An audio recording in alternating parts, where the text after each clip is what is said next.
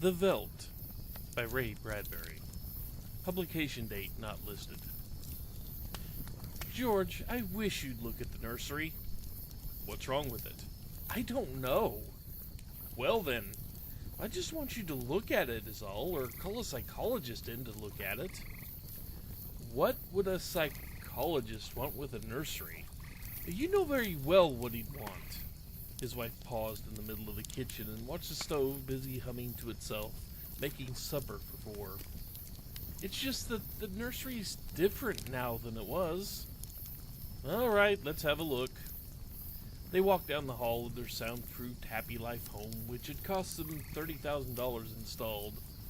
This house, which clothed and fed and rocked them to sleep and played and sang and was good to them. Their approach sensitized a switch somewhere, and the nursery light flicked on when they came within 10 feet of it. Similarly, behind them, in the halls, lights went on and off as they left them behind with a soft automaticity. "Well," said George Hadley. They stood on the thatched floor of the nursery. It was 40 feet across by 40 feet long and 30 feet high. It had cost half as much again as the rest of the house. "But nothing's too good for our children," George had said. The nursery was silent. It was empty as a jungle glade at hot high noon. The walls were blank and two-dimensional. Now, as George and Lydia Hadley stood in the center of the room, the walls began to purr and recede into the crystalline distance, it seemed, and presently an African Veldt appeared in 3 dimensions on all sides, in color reproduced to the final pebble and bit of straw. The ceiling above them became a deep sky with a hot yellow sun. George Hadley felt the perspiration start on his brow. "Let's get out of this sun," he said. "This is a little too real, but I don't see anything wrong." "Wait a moment, you'll see," said his wife. Now the hidden odor phonics were beginning to blow a wind of odor at the two people in the middle of the baked Veltland. The hot straw smell of lion grass, the cool green smell of the hidden waterhole, the great rusty smell of animals, the smell of dust like a red paprika in the hot air. And now the sounds. The thump of distant antelope feet on grassy sod, the papery rustling of vultures. A shadow passed through the sky. The shadow flickered on George Hadley's upturned, sweating face. "Filthy creatures," he heard his wife say. "The vultures. You see, there are the lions far over that way. Now they're on their way to the waterhole. They've just been eating," said Lydia. "I don't know what." "Some animal." George Hadley put his hand up to shield off the burning light from squinted eyes. "A zebra or baby giraffe, maybe." "Are you sure?" His wife sounded particularly intense. "No, it's a little late to be sure," he said, bemused. "Nothing over there I can see but clean bone and the vultures dropping for what's left." "Did you hear that scream?" she asked. "No." "About a minute ago?" "Sorry, no." The lions were coming, and then George Hadley was filled with admiration for the mechanical genius who had conceived this room. A miracle of efficiency selling for an absurdly low price. Every home should have one. Oh, occasionally they frightened you with their clinical accuracy, they startled you, gave you a twinge. But most of the time, what fun for everyone. Not only your own son and daughter, but for yourself when you felt like a quick jaunt to a foreign land. A quick change of scenery. Oh, here it was. And here were the lions now, 15 feet away.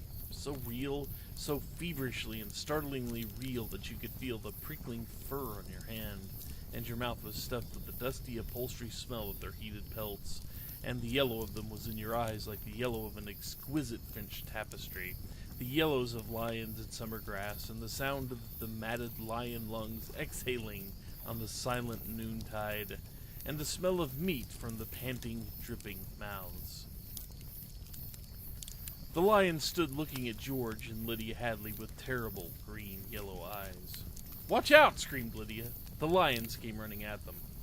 Lydia bolted and ran. Instinctively, George sprang after her. Outside in the hall, with the door slammed, he was laughing and she was crying, and they both stood appalled at the other's reaction. "George!" "Lydia, oh my dear, poor sweet Lydia. They almost got us." "Walls, Lydia. Remember, crystal walls. That's all they are."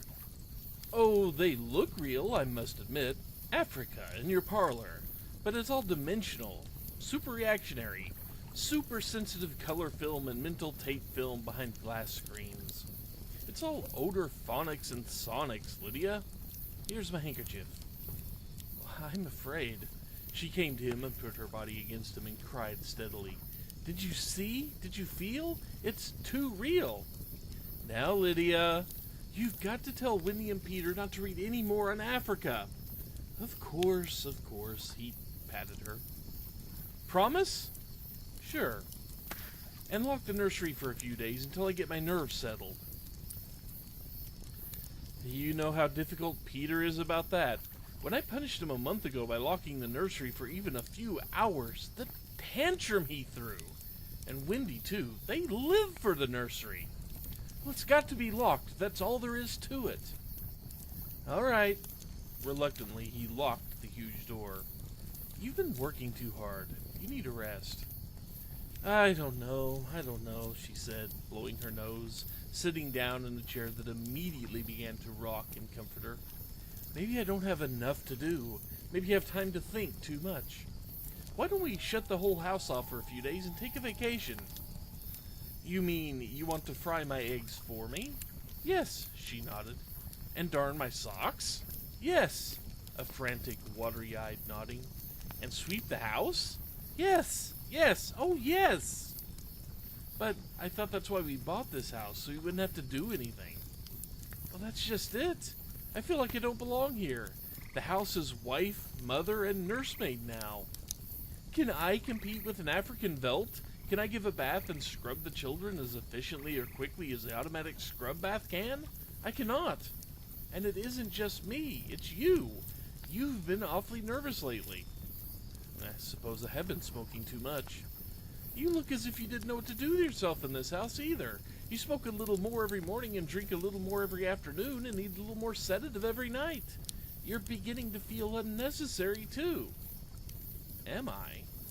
He paused and tried to feel into himself to see what was really there. Oh, George! She looked beyond him at the nursery door. Those lions can't get out of there, can they? He looked at the door and saw it tremble as if something had jumped against it from the other side. Of course not, he said. At dinner, they ate alone, for Wendy and Peter were at a special plastic carnival across town and had televised home to say they'd be late to go ahead eating. So George Hadley, bemused, sat watching the dining room table produce warm dishes of food from its mechanical interior. Yeah, we forgot the ketchup, he said. Sorry, said a small voice within the table, and ketchup appeared. As for the nursery, thought George Hadley, it won't hurt for the children to be locked out of it for a while. Too much of anything isn't good for anyone. And it was clearly indicated that the children had been spending a little too much time on Africa. That sun, he could feel it on his neck, still like a hot paw. And the lions and smell of blood. Remarkable how the nursery caught the telepathic emanations of the children's minds and created life to fill their every desire. The children thought lions, and there were lions. The children thought zebras, and there were zebras. Sun, sun. Giraffes, giraffes. Death, and death. That last. He chewed tastelessly on the meat the table cut for him. Death thoughts. They were awfully young, Wendy and Peter, for death thoughts. Or no, you were never too young, really. Long before you knew what death was, you were wishing it on someone else. When you were 2 years old, you were shooting people with cap pistols. But this, the long, hot African Veldt, the awful death in the jaws of a lion, repeated again and again. Where are you going? He didn't answer Lydia. Preoccupied, he let the lights glow softly on ahead of him, extinguish behind him as he padded to the nursery door. He listened against it. Far away, a lion roared. He unlocked the door and opened it, and just before he stepped inside, he heard a faraway scream, and then another roar from the lions, which subsided quickly. He stepped into Africa. How many times in the last year had he opened this door and found Wonderland, Alice, the Mock Turtle, or Aladdin and his magical lamp, or Jack Pumpkinhead of Oz, or Dr. Dolittle, or the cow jumping over a very real-appearing moon, all the delightful contraptions of a make-believe world. How often had he seen Pegasus flying in the sky ceiling, or seen fountains of red fireworks, or heard angel voices singing? But now, it's yellow-hot Africa, this bake oven with murder in the heat. Perhaps Lydia was right. Perhaps they needed a little vacation from the fantasy, which was growing a bit too real for 10-year-old children. It was all right to exercise one's mind with gymnastic fantasies, but when the lively child mind settled on one pattern, it seemed that at a distance, for the past month, he had heard lions roaring and smelled their strong odor seeping as far away as his study door. But, being busy, he had paid it no attention. George Hadley stood on the African grassland alone. The lions looked up from their feeding, watching him. The only flaw to the illusion was the open door through which he could see his wife, far down the dark hall like a framed picture, eating her dinner abstractedly. "Go away," he said to the lions, but they did not go. He knew the principle of the room exactly. You sent out your thoughts. Whatever you thought would appear. "Let's have Aladdin and his lamp," he snapped. The Veldt remained, and the lions remained. "Come on, room, I demand Aladdin," he said. Nothing happened. The lions mumbled in their baked pelts. "Aladdin!" He went back to dinner. "The full room's out of order," he said. "It won't respond." Or what? "Or it can't respond," said Lydia. "Because the children have thought about Africa and lions and killing so many days that the room's in a rut." Could be. Or Peter said to remain that way. Said it. He may have got into the machinery and fixed something. Peter doesn't know machinery. He's a wise one for 10. That IQ of his. Nevertheless. "Hello, Mom." "Hello, Dad." The Hadleys turned. Wendy and Peter were coming in the front door, cheeks like peppermint candy, eyes like bright blue agate marbles, a smell of ozone on their jumpers from the trip in the helicopter. "Well, just in time for supper," said both parents. "We're full of strawberry ice cream and hot dogs," said the children, holding hands. "But we'll sit and watch." "Yeah, come tell us about the nursery," said George Hadley. The brother and sister blinked at him and then at each other. "Nursery?" "All about Africa and everything," said the father with false joviality. "I don't understand," said Peter. "Your mother and I were just traveling through Africa with rod and reel. Tom Swift and his electric lion," said George Hadley. "There's no Africa in the nursery," said Peter simply. "Oh, come on now, Peter, we know better." "I don't remember any Africa," said Peter to Wendy. "Do you?" "No." "Run, see, and come tell." She obeyed. "Wendy, come back here," said George Hadley, but she was gone. The house lights followed her like a flock of fireflies. Too late, he realized he'd forgotten to lock the nursery door after his last inspection. "Wendy'll look and come tell us," said Peter. "She doesn't have to tell me, I've seen it." "Well, I'm sure you're mistaken, Father." "I am not, Peter. Come along now." But Wendy was back. "It's not Africa," she said breathlessly. "We'll see about this," said George Hadley, and they all walked down the hall together and opened the nursery door. There was a green, lovely forest, a lovely river, and a purple mountain, high voices singing, and Rima, lovely and mysterious, lurking in the trees with colorful lights of butterflies like animated bouquets, lingering in her long hair. The African Veldt was gone. The lions were gone. Only Rima was here now, singing a song so beautiful that it brought tears to your eyes. George Hadley looked in at the changed scene. "Go to bed," he said to the children. They opened their mouths. "You heard me," he said. They went off to the air closet where a wind sucked them like brown leaves up the flue to their slumber rooms. George Hadley walked through the singing glade and picked up something that lay in the corner near where the lions had been. He walked slowly back to his wife. "What is that?" she asked. "An old wallet of mine," he said. He showed it to her. The smell of hot grass was on it, and the smell of a lion. There were drops of saliva on it. It had been chewed, and there were blood smears on both sides. He closed the nursery door and locked it tight. In the middle of the night, he was still awake and knew his wife was too. "Do you think Wendy changed it?" she asked at last in the dark room. "Of course. Made it from a veldt into a forest and put Rima there instead of lions?" "Yes." "Why?" "I don't know, but it's staying locked until I find out." "How did your wallet get there?" "I don't know anything," he said, "except that I'm beginning to be sorry we bought that room for the children. If children are neurotic at all, a room like that, well, it's supposed to help them work off their neurosis in a helpful way." "I'm starting to wonder," he stared at the ceiling. "We've given the children everything they ever wanted. Is this our reward? Secrecy? Disobedience?" Who was it that said children are carpets? They should be stepped on occasionally. We've never lifted a hand. They're insufferable, let's admit it. They come and go when they like, and they treat us as if we are offspring. They're spoiled, and we're spoiled. They've been acting funny ever since you forbade them to take the rocket to New York a few months ago.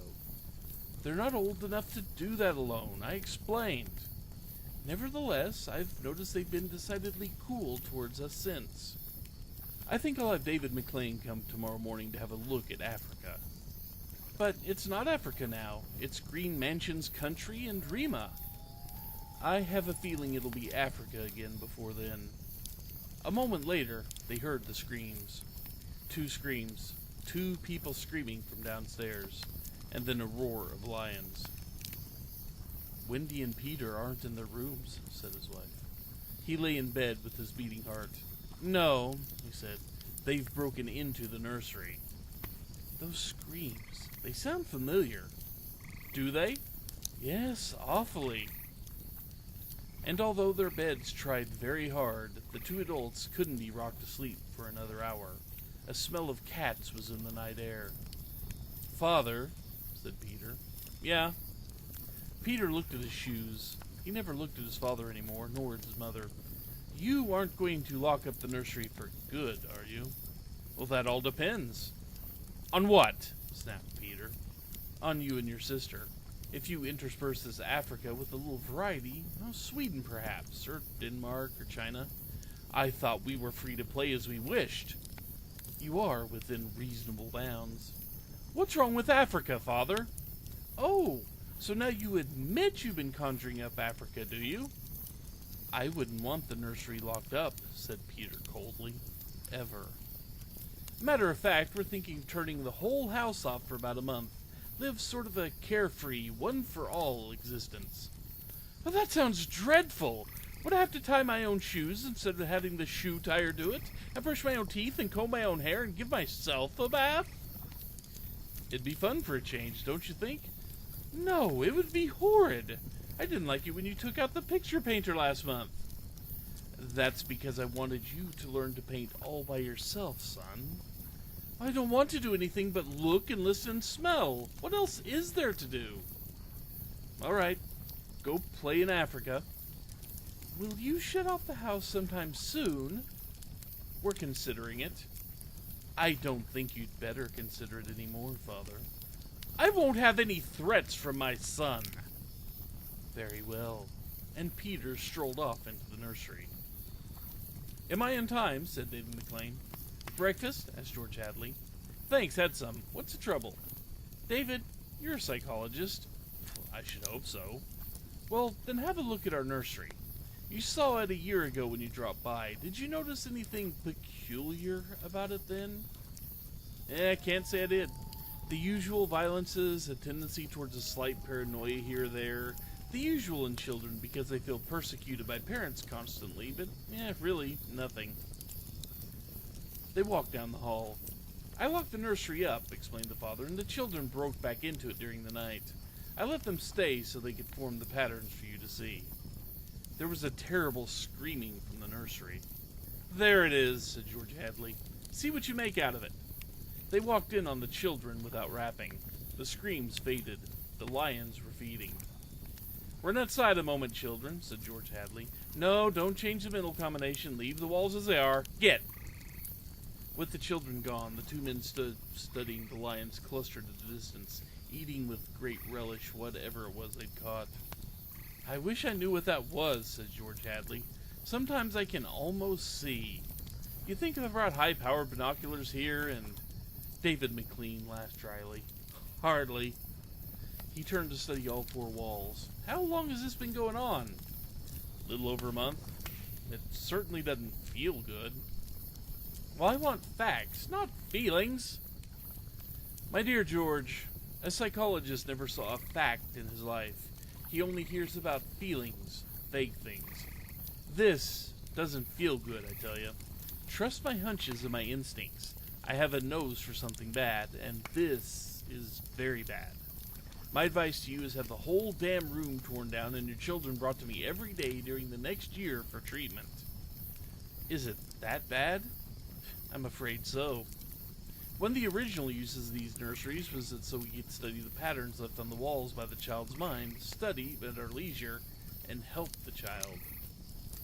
In this case, however, the room has become a channel towards destructive thoughts instead of a release away from them. Didn't you sense this before? I'd sensed only that you'd spoiled your children more than most, and now you're letting them down in some way. What way? I wouldn't let them go to New York. What else? I've taken a few machines from the house and threatened them, a month ago, with closing up the nursery unless they did their homework. I did close it for a few days to show I'm in business. Aha! Does that mean anything? Everything. Where before they had a Santa Claus, now they have a Scrooge. Children prefer Santas. You've let this room and this house replace you and your wife and your children's affections. This room is their mother and father, far more important in their lives than their real parents. And now you come along and want to shut it off. No wonder there's hatred here. You can feel it coming out of the sky. Feel that sun. George, you'll have to change your life. Like too many others, you built it around creature comforts. Why, you'd starve tomorrow if something went wrong in your kitchen. You wouldn't know how to tap an egg. Nevertheless, turn everything off. Start new. It'll take time, but we'll make good children out of bad in a year. Wait and see. But won't the shock be too much for the children, shutting the room up abruptly for good? I don't want them going any deeper into this, that's all. The lions were finished with the red feast. The lions were standing on the edge of the clearing, watching the two men. Now I'm feeling persecuted, said McLean. Let's get out of here. I've never cared for these damned rooms. Makes me nervous. Lions look real, don't they? Said George Hadley. I don't suppose there's any way... What? That they could become real? Yeah, not that I know. Some flaw in the machinery, a tampering or something. Nah. They went to the door. I don't imagine the room will like being turned off, said the father. Nothing ever likes to die, even a room. I wonder if it hates me for wanting to switch it off. Paranoia is thick around here today, said David McLean. You can follow it like a spore. Hello. He bent and picked up a bloody scarf. This yours? No. George Hadley's face was rigid. It belongs to Lydia. They went to the fuse box together and threw the switch that killed the nursery. The two children were in hysterics. They screamed and pranced and threw things. They yelled and sobbed and swore and jumped at the furniture. You can't do that to the nursery! You can't! Now, children. The children flung themselves onto a couch, weeping. George, said Lydia Hadley, turn on the nursery just for a few moments. You can't be so abrupt. No. You can't be so cruel. Lydia, it's off, and it stays off. And the whole damn house dies as of here and now. The more I see of the mess we put ourselves in, the more it sickens me. We've been contemplating our mechanical, electronic navels for too long. My God, how we need a breath of honest air. And he marched about the house, turning off the voice clocks, the stoves, the heaters, the shoe shiners, the shoelacers, the body scrubbers and swabbers and massagers, and every other machine he could put his hand to. The house was full of dead bodies, it seemed. It felt like a mechanical cemetery. So silent. None of the humming, hidden energy of machines waiting to function at the tap of a button. Don't let them do it, wailed Peter at the ceiling, as if he was talking to the house, the nursery. Don't let Father kill everything. He turned to his father. Oh, I hate you. insults won't get you anywhere. I wish you were dead! We were for a long while. Now, we're going to really start living. Instead of being handled and massaged, we're going to live. Wendy was still crying and Peter joined her again. Just a moment, just one moment, just another moment of nursery, they wailed. Oh, George, said the wife, it can't hurt. All right, if they'll just shut up. 1 minute, mind you, and then off forever. Daddy, Daddy, Daddy, sang the children, smiling with wet faces. And then we're going on vacation. David McLean is coming back in half an hour to help us move out and get to the airport. I'm going to dress. You turn on the nursery for a minute, Lydia. Just a minute, mind you. And the three of them went babbling off while he let himself be vacuumed upstairs to the air flue and set about dressing himself. A minute later, Lydia appeared. I'll be glad when we get away, she sighed. Did you leave them in the nursery? I wanted to dress too. Oh, that horrid Africa. What can they see in it? Well, in 5 minutes we'll be on our way to Iowa. Lord, how did we ever get in this house? What prompted us to buy a nightmare? Pride, money, foolishness. I think we better get downstairs before those kids get engrossed with those damned beasts again. Just then they heard the children calling, Daddy, Mommy, come quick, quick! They went downstairs in the air flue and ran down the hall. The children were nowhere in sight. Wendy? Peter! They ran into the nursery. The Veldt land was empty save for the lions waiting, looking at them. Peter? Wendy? The door slammed. Wendy! Peter! George Hadley and his wife whirled and ran back to the door. Open the door! Cried George Hadley, trying the knob. Why, they've locked it from the outside! Peter! He beat at the door. Open up! He heard Peter's voice outside, against the door. Don't let them switch off the nursery and the house, he was saying. Mr. and Mrs. George Hadley beat at the door. Now don't be ridiculous, children. It's time to go. Mr. McLean will be here in a minute, and then they heard the sounds. The lions on 3 sides of them in the yellow veldt grass, padding through the dry straw, rumbling and roaring in their throats. The lions. Mr. Hadley looked at his wife, and they turned and looked back at the beast, edging slowly forward, crouching, tails stiff. Mr. and Mrs. Hadley screamed, and suddenly realized why those other screams had sounded so familiar. Well, here I am, said David McLean in the nursery doorway. Oh, hello. He stared at the 2 children seated in the center of the open glade, eating a little picnic lunch. Beyond them was a water hole in the yellow veldt land. Above was a hot sun. He began to perspire. Where are your mother and father? The children looked up and smiled. Oh, they'll be here directly. Good, we must get going. At a distance, Mr. McLean saw the lions fighting and clawing, and then quieting down to feed in silence under the shady trees. He squinted at the lions with his hands up to his eyes. Now the lions were done feeding. They moved to the water hole to drink. A shadow flickered over Mr. McLean's hot face. Many shadows flickered. The vultures were dropping from the blazing sky. A cup of tea? Asked Wendy in the silence.